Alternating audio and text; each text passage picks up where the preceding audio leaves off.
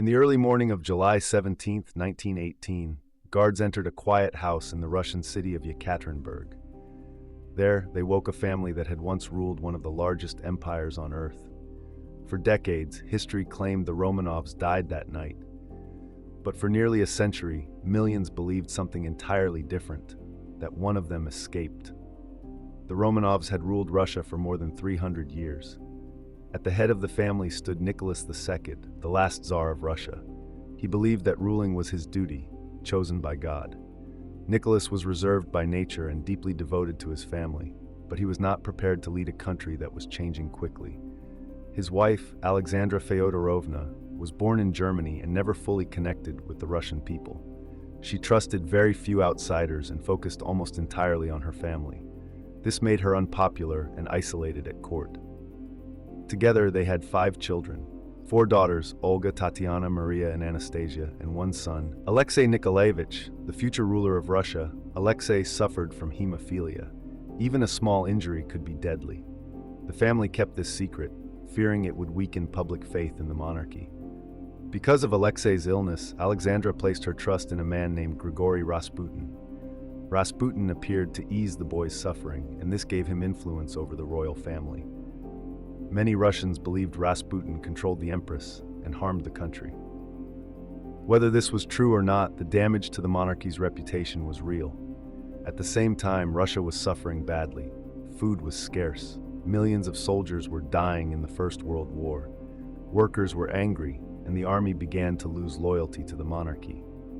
In 1917, revolution erupted in Russia and Tsar Nicholas II was forced to abdicate, bringing an end to more than 300 years of Romanov rule. Over the next 16 months, he, his wife Alexandra, their son Alexei, and their 4 daughters Olga, Tatiana, Maria, and Anastasia were confined under house arrest in various places as a second revolution and civil war broke out in the country, eventually resulting in their captivity by the Bolsheviks in Yekaterinburg. In the early hours of July 17, 1918, the Romanov family, along with their doctor and 3 servants, were awakened and taken down to the basement. There, the family and servants were arranged in 2 rows for a photograph they were told was being taken to quell rumors that they had escaped. They waited there until suddenly, 11 or 12 heavily armed men filed ominously into the room. What happened next, the slaughter of the family and servants, was one of the seminal events of the 20th century. Executioners shot chaotically and over each other's shoulders until the room was so filled with smoke and dust.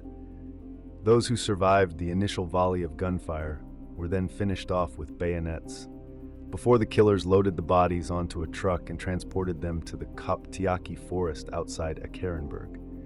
There, they were disposed of in a mass grave. The Bolsheviks admitted the killing of Nicholas but cover up the murder of his family. But rumors started to swirl about what had happened to Alexandra and her children. The royal family enters the mosque. Survivors continued to rage. Several theories suggest that somehow the youngest daughter, Grand Duchess Anastasia, survived the massacre and managed to escape Russia. And with that, a number of imposters claimed they were the Romanovs. It was the start of a long and persistent legend that wasn't conclusively resolved until the 1990s.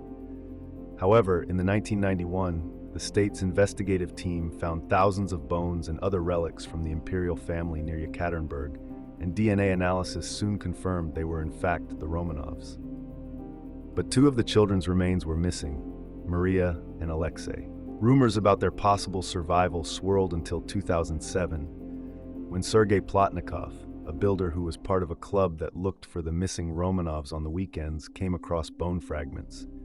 They were the missing children, and it was clear they didn't die peacefully. Alexei and Maria's remains are still being held in a Russian state archive, not buried along with the rest of their family. It's unclear when, or even if, that burial will occur, even with the new DNA results.